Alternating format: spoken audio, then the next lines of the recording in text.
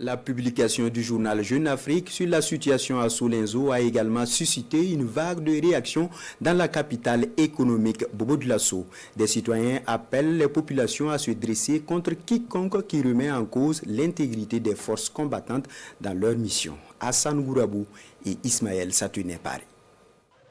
La lutte contre le terrorisme au Burkina Faso n'est ni une guerre tribale, ni communautaire, encore moins ethnique, comme le prétend le journal Jeune Afrique. C'est la réponse qu'apportent les citoyens bobolais à l'article du journal qui tente d'utiliser les attaques terroristes survenues les derniers jours à Solenzo, dans la boucle du Mouhoun, à des fins de manipulation de l'opinion nationale et internationale. Et là-dessus, pas question de rester inactif.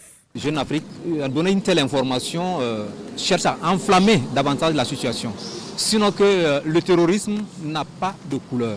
Le terrorisme n'a pas d'ethnie. Nous allons dire que nous n'allons jamais accepter ces mensonges qu'ils sont en train de proférer au sein de la population. On a constaté à tout moment quand nos forces de défense et de sécurité ainsi que nos VDP gagnent du terrain contre les ennemis. Ils ont toujours communiqué pour pouvoir saboter les efforts fournis par nos FDS. L'objectif quand même de ceux-là qui veulent voir le Burkina sombrer demeure le même. C'est toujours créer ces conflits-là et mélanger en même temps les pas de nos forces combattantes sur les théâtres des opérations. Ces citoyens bobolais s'alignent sur la vision du gouvernement.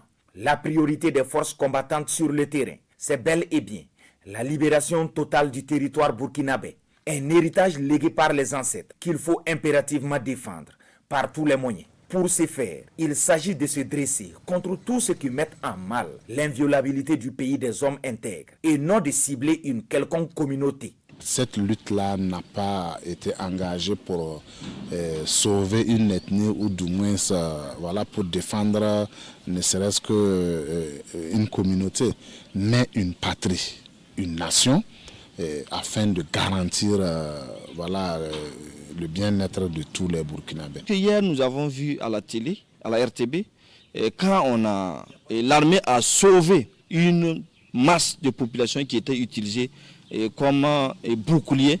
Donc si l'armée en tout cas tuait des peuls ou bien c'était une question d'ethnique, il n'allait pas sauver ces gens-là et puis les ramener à Ouagadougou pour qu'on arrive vraiment à s'occuper d'eux.